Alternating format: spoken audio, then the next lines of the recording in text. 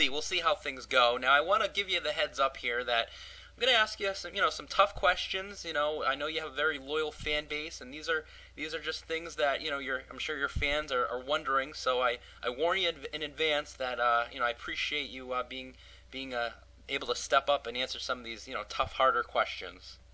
Hey, John Henry's not the only one with balls to walk into the tough interview here. Excellent. Now, Coach, things obviously have not gone as planned for you this far. You're currently 0-6. You've scored the least points in the league, only averaging 68 points per game. Your fans just basically want to know just what the hell is going on. I'd love to know what's going on because everything I've tried just isn't working. I mean, I try to draft some talented running backs. It's always been the problem in the past. And then the running backs didn't do anything, or they get injured after one game. It's just a miserable cycle. And then, you know what? I just have to decide, after 3 games that, you see there's no progress whatsoever. We gotta look to the future and, just cut our ties with some of these folks that are just eating up our time, eating up our performance. Frankly, I think this last week was the best performance, and I think I frankly had about 5 B-lister squads out there. Really, it's disappointing to me as much as it is to the fans. I hear ya. And we'll get to your next week's matchup or last week's matchup in a moment here. But your breakdown record is 3-63, and I'm sorry. I'm thinking it's probably the lowest I've ever seen in the history of the Dynasty. And I'm sorry to focus on the negative, but when I look at your team, it's really all I see. To be honest with you, you're in the midst of the Dynasty's current longest losing streak. With your loss last week to Soglo, dating back to last year, you've lost 9 straight. Now, a lot of the tenured coaches probably remember the Maestros in Lemontown, who hold the record for 11 straight losses. Do you think that your team is going to win soon, or do you think that you might be in the record books with this losing streak? Well, frankly, Eric, I saw the poll that just came out this weekend. Frankly, I have my team as the team to least likely get a first win in this league. And I'm just disappointed in my team. I mean, I just don't think there's any effort whatsoever. Matt Ryan clearly is not showing the points and the skills that he's shown in the past. It's very disappointing out of him. And if he doesn't watch himself, he's going to be riding straight out of here pretty soon. It's just absolutely disappointing. Nothing else really to say. You really can't. Shit is shit. That's what it is. Yeah, well, no, I can hear the disappointment in your voice, and I know that you're very passionate regarding your team, and the league isn't used to really seeing you struggle this bad. You're usually right in the thick of things.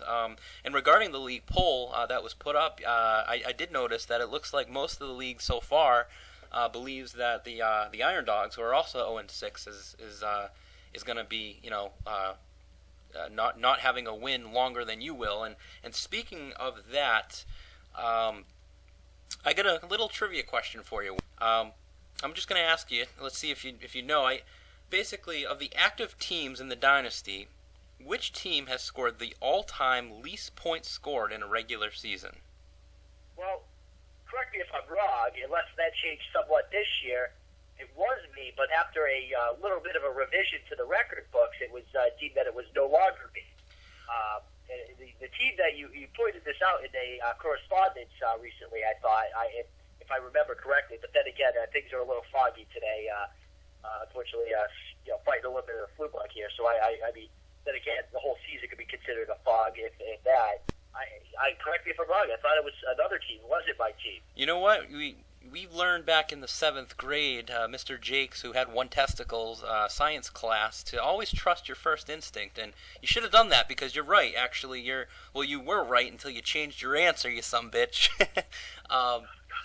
Your team in Dynasty 3 actually scored 973 points that year, which was the least points scored ever.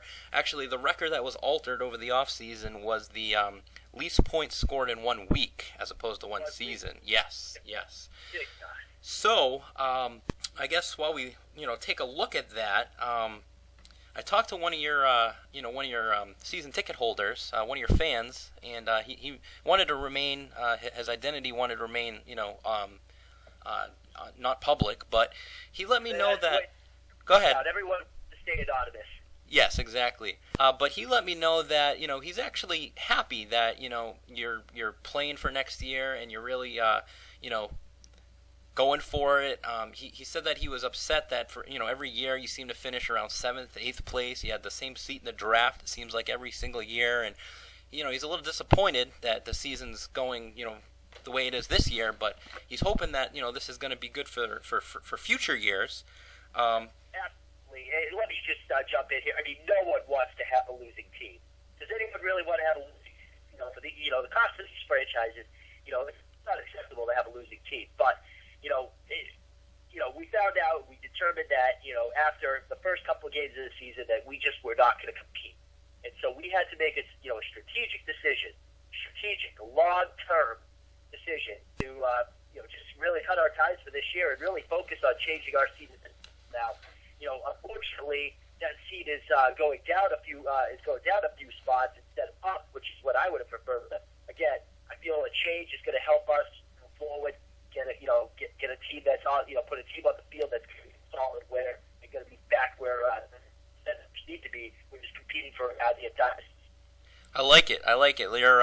Your cell phone from there, Connecticut, seems to be in and out a little bit. So hopefully that fixes itself. But yeah, I mean, you've probably had one of the largest fire sales in Dynasty history, over the past few weeks. You really just went balls out for next year, which I don't blame you. But with as we kind of look at going forward here, you got the Amber Alerts this week, one of the top teams in the league. Now, it looks like you're about a 30-point underdog, and I mean, do you think you have a snowball's chance in hell at beating the Alerts? I see here, looking at your lineup, that one of your starting running backs, Brian Leonard, has a bye. You got Brandon Jacobs on a bye, Ocho Cinco, and your kicker. So how do you think you're going to fare against the Alerts? I'll tell you this right now. I mean, the only good thing, correct me if I'm wrong, but the Alerts happen to have, probably the greatest quarterback in the league on their team, and he happens to be on the bye week, which, I think it, would be great, any other week, but unfortunately, I don't know. We're just going to have to field, a squad, probably a bunch of practice squad guys to at least get something out there. Hopefully, something that could put some ridiculous some points on the board. But frankly, I think short of every player on the team getting shot or assassinated by a sniper, okay, I feel that's the only way, that my team is going to win a game. Well, I've seen crazier things happen in this wonderful, wonderful league. And I recall last year, didn't you have Tom Brady last year? And I think there was a little bit of a sex triangle going on between you and Giselle, if I remember a Gazette correctly last year. So I'm sure, we'll see. It may be a good game. It may be a blowout. I can't comment on that affair. We have a agreement in place that we can't discuss that situation. Frankly, I think the Tom Brady parting from the team was a completely amicable. I would love nothing more to have him back on my team.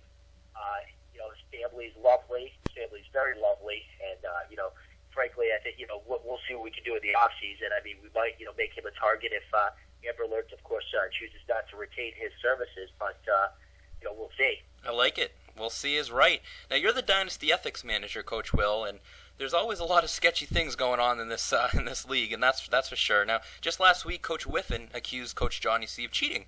Can you kind of tell us a little bit more about your league role and what it entails?